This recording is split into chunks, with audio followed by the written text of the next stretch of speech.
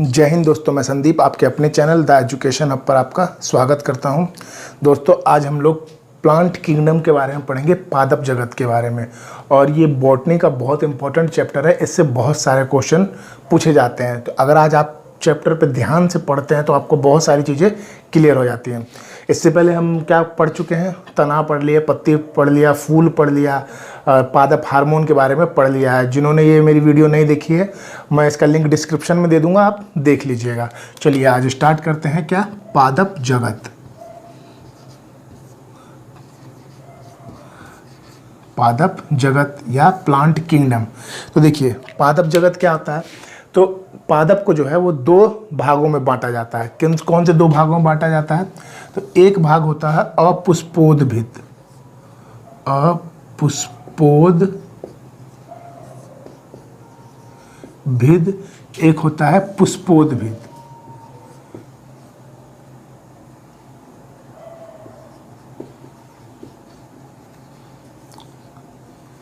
एक क्या होता है?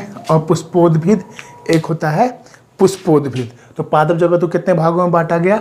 दो भागों में, अपुष्पोद्भिद और पुष्प। देखिए, अपुष्पोद्भिद को कहते हैं क्रिप्टोगैम। क्रिप्टोगैम क्या कहते हैं? क्रिप्टोगैम, और इसको कहते हैं फेनरोगैम। फेनरोगैम, अपुष्पोद्भिद, पुष्पोद्भिद। तो देखिए, इससे आपको अंतर पता चल रहा होगा कि अपुष्पोद्भिद क्या होते हैं जिसमें फूल या फल नहीं होते, और पुष्पोद्भिद क्या होते हैं जिसमें फूल या फल होते हैं। अपुष्पोद्भिद को भी तीन भाग में बांटते हैं। किसमें किसमें बांटते हैं? तो एक होता है थैलोफाइटा,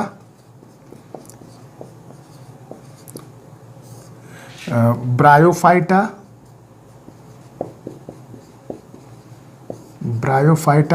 और एक होता फाइटा। क्या होता है? टेरिडोफाइटा। तो ये अपुष्पोद्भिद को हमने कितने भागों में बांटा? तीन भागों में, थैलोफाइटा, ब्रायोफाइटा और टेरिडोफाइटा। पुष्पोद्भिद को भी हम दो भाग में बांटते हैं। एक का नाम होता है नग्न बीजी, एक का नाम होता है आवर्त बीजी। आवर्त बीजी। तो पुष्पोद्भिद को कितने भाग में बांटते हैं? दो भाग में, नग्न बीजी और आवर्त बीजी। और अपुष्पोद्भिद को तीन भाग में, थैलोफाइटा, ब्रायोफाइटा और टेरिडोफाइटा। देखिए, आवर्त बीजी को भी दो भागों में बांटा जाता है। कौन सा? एक बीजी और द्विबीजी।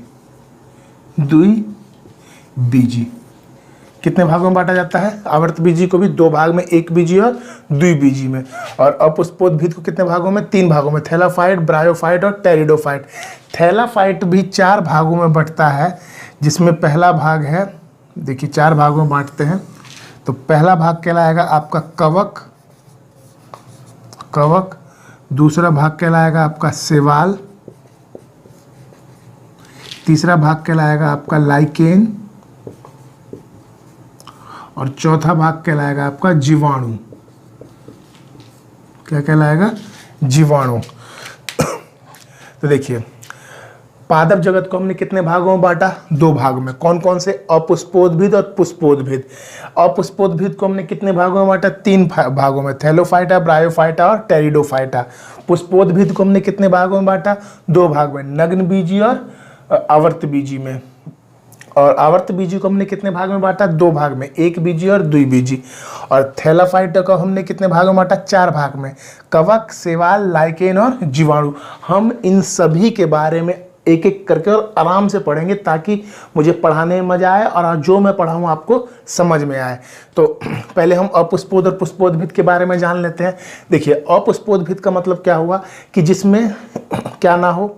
फूल ना हो और फल ना हो। क्या ना हो? फूल ना हो और फल ना हो, तो वो कहलाते हैं अपुष्पोद्भिद। अब आप लोग का एक क्वेश्चन होगा, जब इसमें फूल और फल होंगे नहीं तो ये अपना परागण और निषेचन कैसे करेंगे?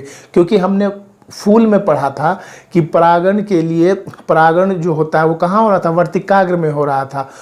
परागण कहाँ हो रहा था? वर्तिकाग्र में हो रहा था। और निषेचन कहाँ हो रहा था? अंडाशय में।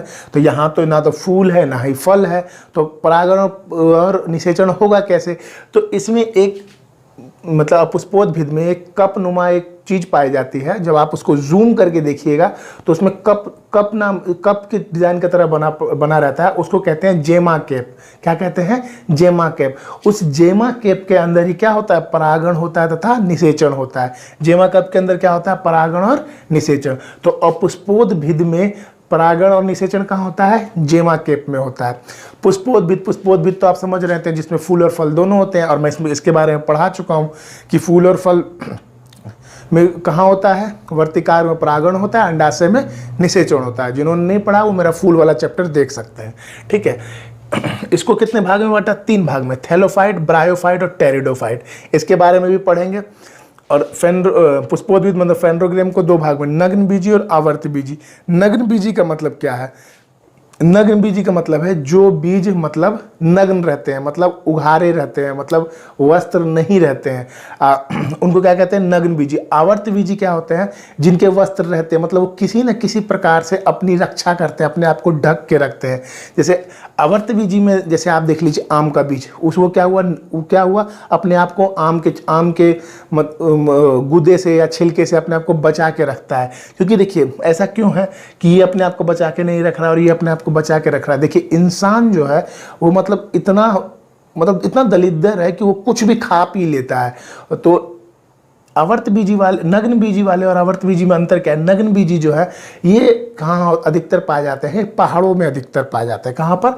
पहाड़ों में। और आवर्त बीजी जो है वो नॉर्मल पाए जाते हैं, जैसे आम का, जामुन का। तो ये इन्हें ज़्यादा डर रहता है इंसानों से, कभी हमें खा जाएंगे। तो ये अपने बीज को क्या करते हैं?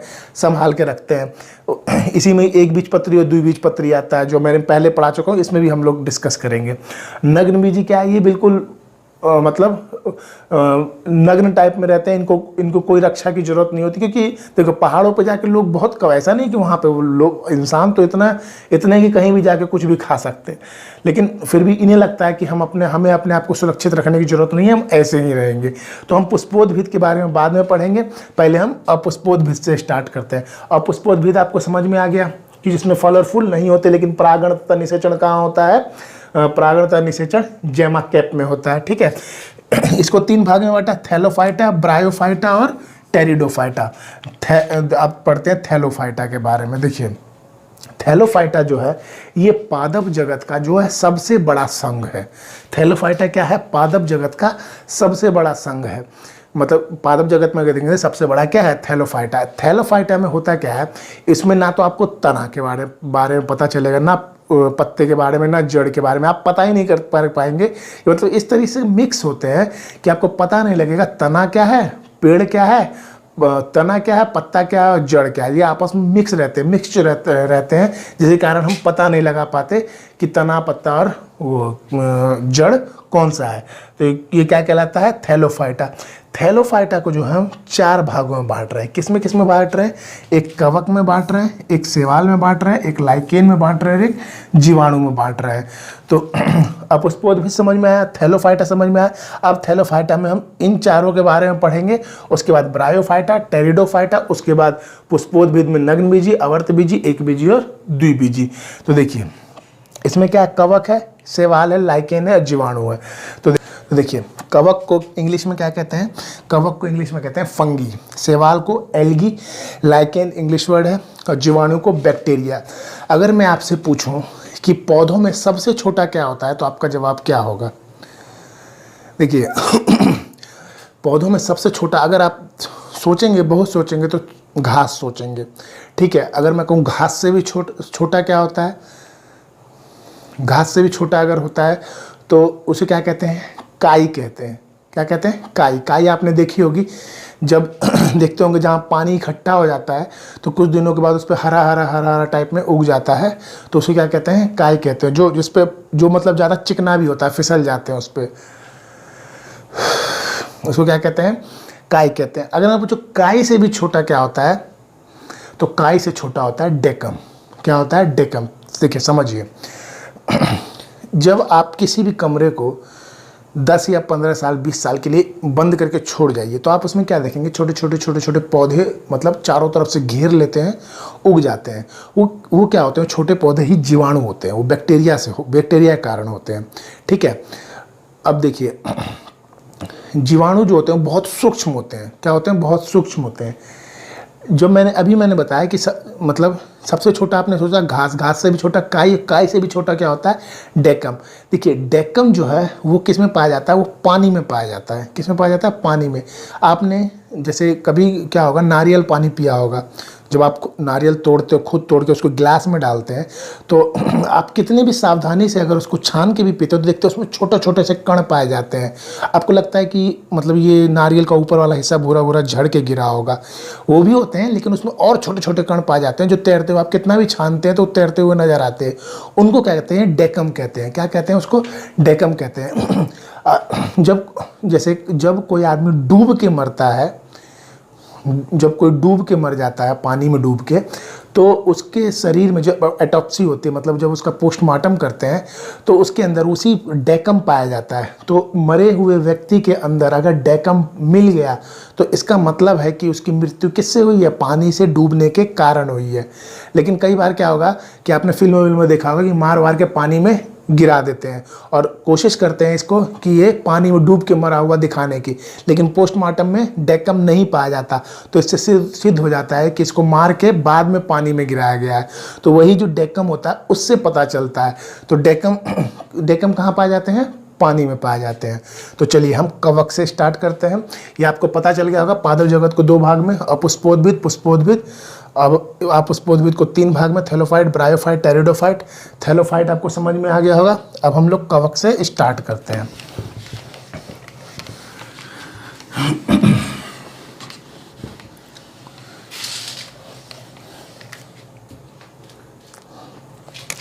देखिए कवक, कवक को क्या कहते हैं? फंगी। कवक क्या कहलाते हैं? फंगी। देखिए कवक का अध्ययन क्या कहलाता है? माइकोलॉजी कहलाता है। कवक का अध्ययन क्या कहलाता है? माइकोलॉजी। कवक का अध्ययन माइकोलॉजी कहलाता है। कवक का अध्ययन क्या कहलाता है? माइकोलॉजी कहलाता है। ठीक है। देखिए कवक जो है, कवक आपने देखे होंगे, फंगी क्या होते हैं? वो कभी कभी सफ़ेद रंग के होते हैं। कैसे होते हैं? अधिकतर सफ़ेद रंग के होते हैं। आपने कभी देखा होगा कि ये कभी दरवाजे में लग जाते हैं सफ़ेद सफ़ेद कलर के, या आप खाना बहुत दिन तक छोड़ देते हैं तो उसमें फंगस आ जाती है, तो उसी को क्या कहते हैं? कवक कहते हैं। उसी को क्या कहते हैं? कवक कहते हैं। कवक जो है ये क्या है? इसमें क्लोरोफिल नहीं पाया जाता है। क्या नहीं पाया जाता है? क्लोरोफिल नहीं पाया जाता है। अब जब देखिए क्लोरोफिल अगर नहीं पाया जा रहा है इसमें, क्यों नहीं पाया? अगर क्लोरोफिल होता तो ये हरे रंग का होता, पर ये कैसे रंग का है? सफ़ेद रंग का है। इसका मतलब इसमें क्लोरोफिल नहीं पाया जा रहा। अब क्लोरोफिल नहीं पाया जा रहा तो ये अपने भोजन का निर्माण कैसे करेंगे? तो देखिए कवक जो है वो आर्द्र वाली जगह पे उगते हैं। किसमें? आर्द्र, या जहाँ पे नमी पाई जाती है वहाँ पे कवक उग जाते हैं। ठीक है। अब ये अपना भोजन कैसे बनाएंगे? तो देखिए ये अपना भोजन जो है वो, जैसे आप कोई सड़ी गली चीज़ें होती हैं उनसे वो अपना भोजन बनाते हैं। तो अपना भोजन ये किससे बना रहे हैं? तो उसको कहते हैं मृतोपजीवी। किसे कहते हैं? मृतोपजीवी। तो कवक अपना भोजन किससे बनाते हैं? मृतोपजीवी से बनाते हैं। देखिए जैसे अब ये अपना भोजन जो है इन्होंने किससे बनाया? मृतोपजीवी से। और ये अपना भोजन मृतोपजीवी से किस रूप में प्राप्त करते हैं? ग्लाइकोजेन से प्राप्त करते हैं। कवक अपना भोजन बनाते हैं मृतोपजीवी से। किससे बनाते हैं? मृतोपजीवी से। मृतोपजीवी से कवक जो है भोजन बनाते हैं किससे? भोजन बनाते हैं किससे? मृतोपजीवी से। और किस रूप में? ग्लाइकोजेन।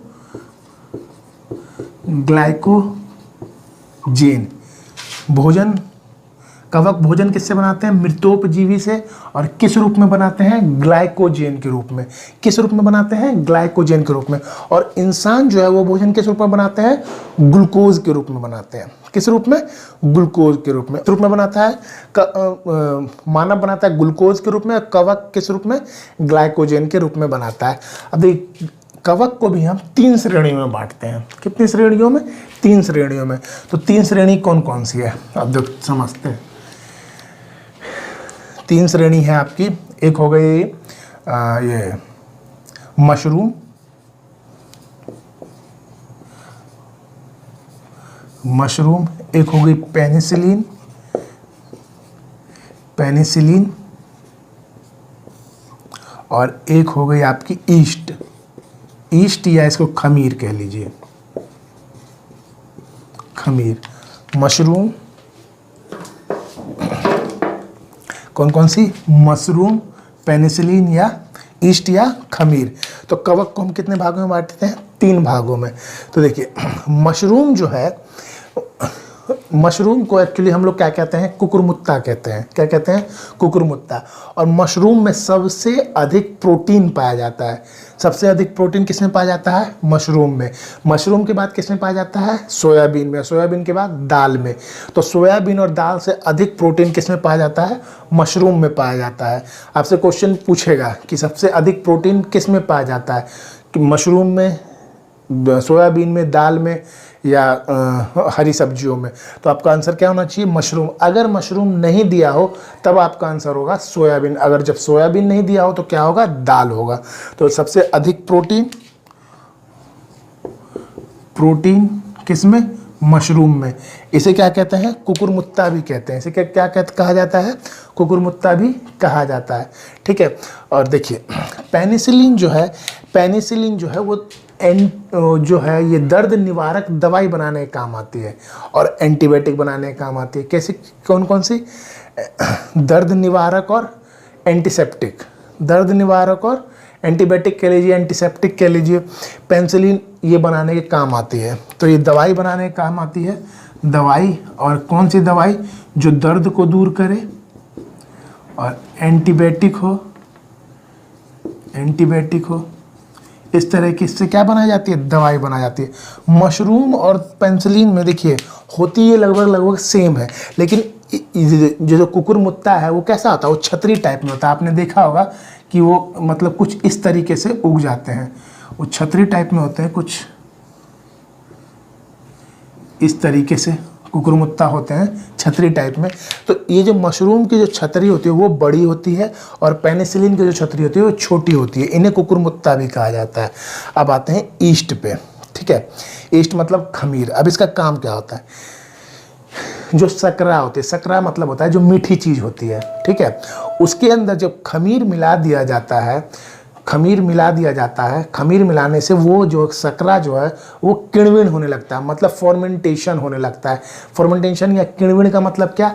वो सड़ने लगता है। जब सकरा को सड़ाया जाता है उससे हमें इथाइल अल्कोहल प्राप्त होता है। क्या प्राप्त होता है? Ethyl alcohol. इथाइल अल्कोहल क्या होता है? तो उसको शराब कहते हैं। इथाइल अल्कोहल को क्या कहते हैं? शराब कहते हैं। तो देखिए ईस्ट किस काम आता है? मीठी सकरा को, मतलब सकरा मीठी ही होती है। सकरा को क्या करने का काम आता है? सड़ाने या गलाने, सड़ाने के काम आता है, फॉर्मेंटेशन के काम आता है। क्या आता है? खमीर। तो देखिए सकरा का जो फार्मूला होता है वो होता है C6H12O6। क्या होता है?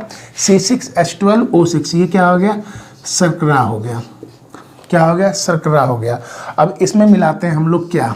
ईस्ट मिलाते हैं। ईस्ट मिला दीजिए, या इसे क्या कहते हैं? खमीर।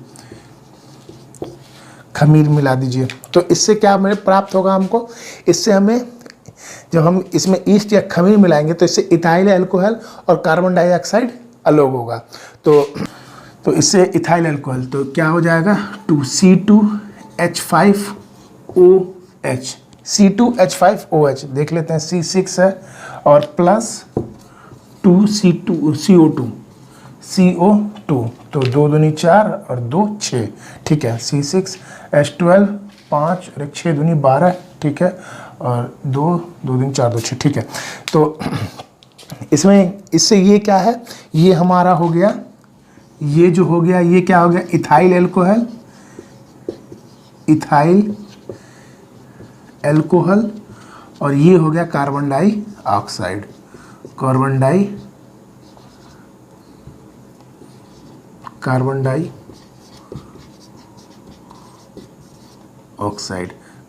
डाइऑक्साइड। तो जब हमने सकरा में C6H12 में O6 में ईस्ट या खमीर मिलाया, इससे हमें क्या प्राप्त हुआ? इथाइल अल्कोहल प्राप्त हुआ और कार्बन डाइऑक्साइड गैस को अलग किया गया। अब इथाइल अल्कोहल क्या होता है? इथाइल अल्कोहल शराब होती है। क्या होती है? शराब होती है। जब आप इथाइल अल्कोहल को और मतलब ज़्यादा देर तक, ज़्यादा दिनों तक रखते हैं तो ये मिथाइल अल्कोहल में बदल जाती है। किस में बदल जाती है? Methyl alcohol.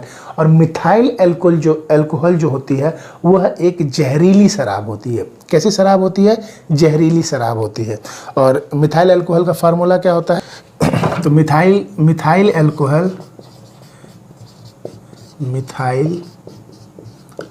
अल्कोहल तो ये क्या होता है? CH3OH। क्या होता है मिथाइल अल्कोहल? CH3OH। जब इथाइल अल्कोहल को ज़्यादा दिनों तक रखते हैं तो किस में बदल जाता है? मिथाइल अल्कोहल में। मिथाइल अल्कोहल कैसी होती है? जहरीली शराब होती है। कैसी होती है? जहरीली सवाल। तो हमने जो थाइलोफाइटा था इसको कितने भागों में बांटा? 4 भागों में। कौन कौन सा? कवक, शैवाल, लाइकेन और मशरूम बोल रहा हूँ, वो जीवाणु, बैक्टीरिया। कवक जो है, कवक का अदन क्या कहलाता है? माइकोलॉजी कहलाता है। कवक अपना भोजन कैसे बनाते हैं? मृतोपजीवी से, मतलब गले सड़े चीज़ों से। और वो अपना भोजन किस रूप में प्राप्त करते हैं? तो अपना भोजन ग्लाइकोजन के रूप में प्राप्त करते हैं। कवक को कितने भागों में बांटा जाता है? 3 भागों में। मशरूम, पेनिसिलिन, ईस्ट या खमीर। मशरूम में सबसे अधिक क्या पाया जाता है? प्रोटीन पाया जाता है। उसके बाद दालों में, उसके बाद सोयाबीन में, फिर उसके बाद दाल में। पेनिसिलिन से क्या होता है? दवाई बनाई जाती है। कौन सी दवाई? दर्द निवारक और एंटीबायोटिक दवाई बनाई जाती है। ईस्ट या खमीर किस लिए प्रयोग होता है? शर्करा को गलाने या सड़ाने के लिए, किण्विन करने के लिए। किस लिए? किण्विन करने के लिए। किण्विन का इंग्लिश क्या हो गया? फर्मेंटेशन के लिए। फर्मेंटेशन से क्या होता है? इथाइल अल्कोहल प्राप्त होता है। कार्बन डाइऑक्साइड गैस अलग होती है। इथाइल अल्कोहल को ज़्यादा दिन तक रखेंगे तो वो किस में बदल जाता है? Methyl alcohol. मिथाइल अल्कोहल को क्या कहा जाता है? जहरीली शराब कहा जाता है। क्या कहा जाता है? जहरीली शराब कहा जाता है।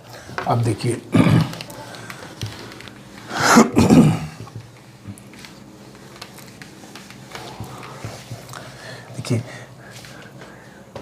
सबसे मीठा जो पदार्थ होता है वो होता है फ्रैक्टोज। क्या होता है? फ्रैक्टोज। फ्रैक्टोज किस में पाया जाता है? आपका फल और शहद में। किस में पाया जाता है? फल और शहद में क्या पाया जाता है? फ्रैक्टोज। क्या पाया जाता है? फ्रैक्टोज।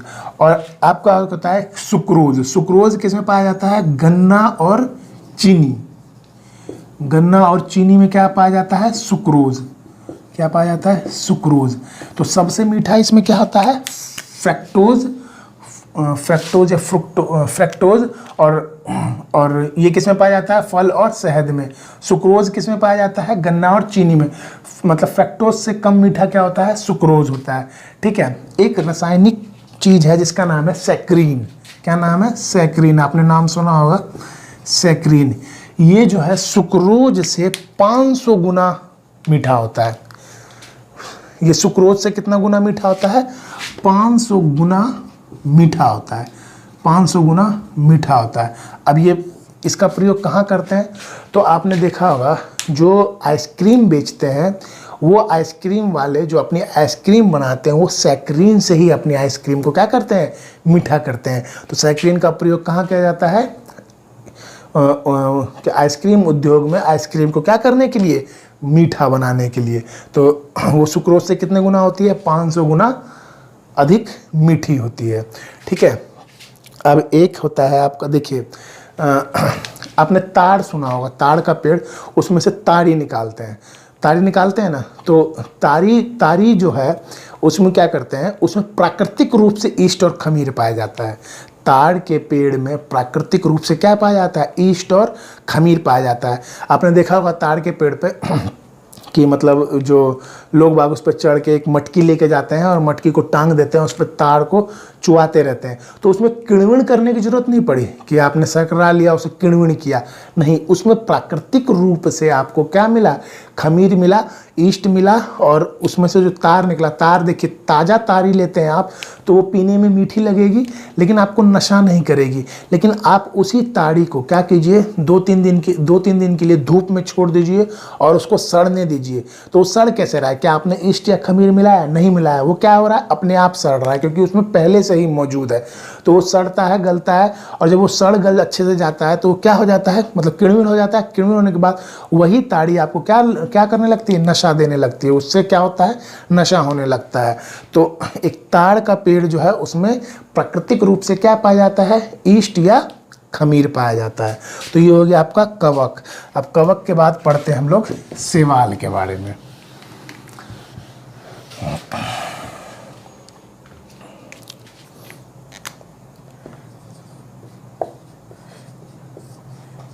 शैवाल, शैवाल को कहते हैं एल्गी।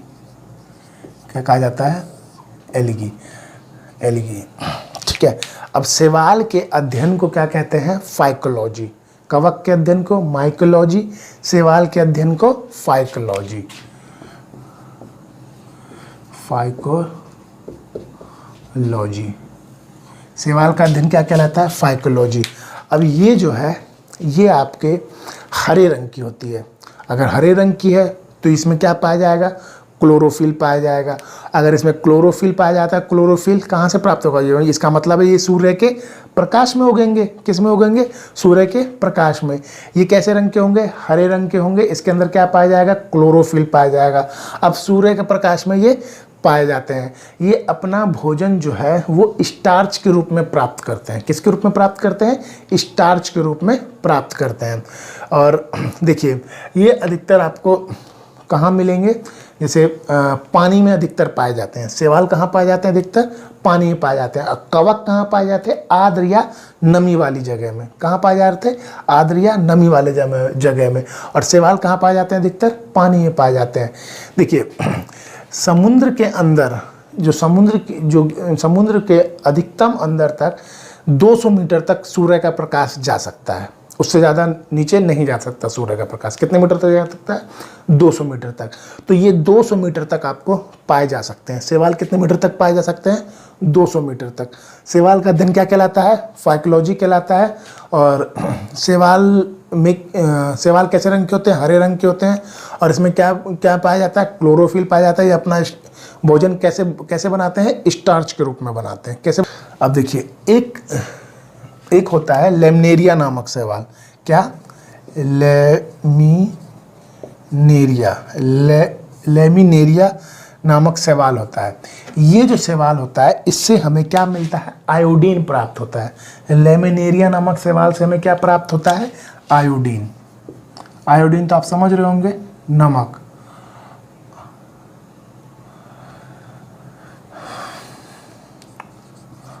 ऐसे कर लो। क्या प्राप्त होता है? आयोडीन प्राप्त होता है। एक होता है प्रोटोडर्मा। प्रोटोडर्मा ये जो शैवाल है ये कछुए की पीठ पर पाया जाता है। प्रोटोडर्मा शैवाल कहाँ पाया जाता है? कछुए की पीठ पर। कहाँ पाया जाता है? कछुए की पीठ पर पाया जाता है। लेमनेरिया नामक शैवाल से क्या प्राप्त होता है? आयोडीन या नमक। और प्रोटोडर्मा नामक शैवाल कहाँ पाया जाता है? कछुए की पीठ पर। और एक शैवाल होता है भूरा शैवाल। भूरा शैवाल। तो भूरा शैवाल का प्रयोग किसके रूप में किया जाता है? चारे के रूप में, चारा के रूप में किया जाता है। भूरा शैवाल का प्रयोग किसके रूप में किया जाता है? चारा के रूप में। एक शैवाल होता है आपका ट्राइकोडेसियम।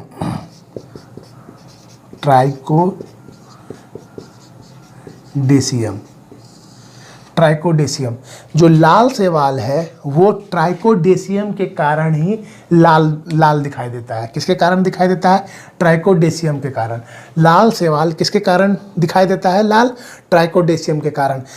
यही कारण है कि लाल सागर भी लाल रंग का किस लिए दिखाई देता है? क्योंकि उसमें लाल शैवाल पाया जाता है। और वो लाल शैवाल किसके कारण लाल होता है?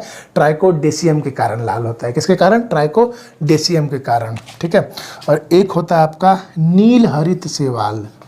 नील हरित शैवाल इसका प्रयोग जो है वो धान के खेत में किया जाता है। धान मतलब चावल, जहाँ पे चावल उगाया जाता है, जहाँ चावल की खेती की जाती है, वहाँ पर नील हरित शैवाल का प्रयोग किया जाता है। और वो प्रयोग किस रूप में किया जाता है? उर्वरक के रूप में किया जाता है। नील हरित शैवाल का प्रयोग किस रूप में किया जाता है? उर्वरक के रूप में। और एक शैवाल है आपका कॉलेरेला शैवाल, कॉलेरेला शैवाल। कॉलेरेला शैवाल, ये शैवाल जो है कॉलेरेला, ये शैवाल जो है अंतरिक्ष यात्री जो है वो अपने साथ लेके जाते हैं। क्यों लेके जाते हैं? क्योंकि इसमें जो कोशिका विभाजन होता है वो बहुत तेज़ी से होता है। कोशिका विभाजन का मतलब क्या? देखिए, कोशिका विभाजन क्या, जैसे मान लेते हैं कोई शैवाल है, ठीक है। अब ये शैवाल यहाँ से मान लो टूट गया, तो टूट गया, अब इसमें कोशिका विभाजन इतनी तेज़ी से होगा कि तुरंत अपने आप को फिर जोड़ लेगा। क्या होगा? फिर जोड़ लेगा। नहीं तो इसका उदाहरण मैं आपको बताता हूँ। एक, आपने बचपन में कभी ना कभी छिपकली के पूंछ पे कभी गलती से हाथ लग गया हो, या आपने छिपकली के पूंछ को पकड़ लिया हो, तो छिपकली की पूंछ टूट के अलग हो जाती है। मतलब आपने जैसे ही पकड़ा वो टूट के अलग हो गई, उसने वो अपनी पूंछ को छोड़ देती है। वो अपनी पूंछ को जानबूझ के, ये नहीं कि आपने उसे खींच दिया इसलिए टूट गई, छिपकली ने अपनी पूंछ को जानबूझ के छोड़ दिया था क्योंकि उसे डर था कि आप उसे पकड़ के मार देंगे। लेकिन आप कुछ दिन के बाद देखते हैं कि उस छिपकली की पूंछ वापस आ गई। वो क्यों वापस आ गई? क्योंकि उसके अंदर जो कोशिका विभाजन है वो बहुत तेजी से होता है। क्या होता है? बहुत तेजी से होता है। देखिए, इंसान के अंदर भी सभी जगह कोशिका, जैसे आपको चोट लग गई, जैसे आपने यहाँ पे मारा या आपको किसी तरह की चोट लग गई, तो चोट लगने के बाद वो जगह फिर से कैसे अपने आप प्रिपेयर हो जाती है? कोशिका विभाजन के कारण। वो मैं आपको, जब हम लोग जूलॉजी पढ़ेंगे उसमें स्पष्ट रूप से पढ़ेंगे किस तरीके से क्या काम होता है, वो मैं समझाऊंगा। लेकिन मैं सिर्फ अभी समझाने के लिए बता रहा हूँ कि कोशिका विभाजन क्या होता है, ठीक है। तो सबसे अधिक कोशिका विभाजन किस में होता है? कॉलेरेला शैवाल में। तो अंतरिक्ष यात्री इसे अपने खाने के प्रयोग में ले आते हैं क्योंकि इसमें अधिक मात्रा में प्रोटीन मिलता है, प्रोटीन मिल जाता है और ऑक्सीजन मिल जाता है। और सबसे बड़ी बात क्या है कि आपने इतना खा लिया, फिर इतना छोड़ दिया, फिर इसने अपने आप को इतना ही बड़ा कर लिया, तो ये अपने आप को कोशिका विभाजन के तहत दोबारा उससे बना लेते हैं। तो इसे कॉलेरेला शैवाल को अंतरिक्ष यात्री ले जाते हैं, जिससे इन्हें ऑक्सीजन की, मतलब ऑक्सीजन की प्राप्ति किस रूप में? खाने के रूप में प्राप्त होती है। और प्रोटीन की मात्रा भी खाने के रूप में इन्हें क्या प्राप्त हो जाती है? कॉलेरेला शैवाल से इन्हें प्रोटीन और ऑक्सीजन युक्त भोजन मिल जाता है। एक होता है अल्फा अल्फा, मतलब अल्फा अल्फा, एक अल्फा अल्फा घास होती है जो एक प्रोटीन का बहुत अच्छा स्रोत है। कौन सी घास है? Alpha alpha. ये क्या है? एक प्रोटीन का बहुत अच्छा स्रोत माना जाता है। तो दोस्तों, आज हमने पादप जगत में और पुष्पोद्भिद में, थैलोफाइटा में कवक और शैवाल के बारे में पढ़ा है। कल हम इसमें लाइकेन और जीवाणु के बारे में पढ़ेंगे।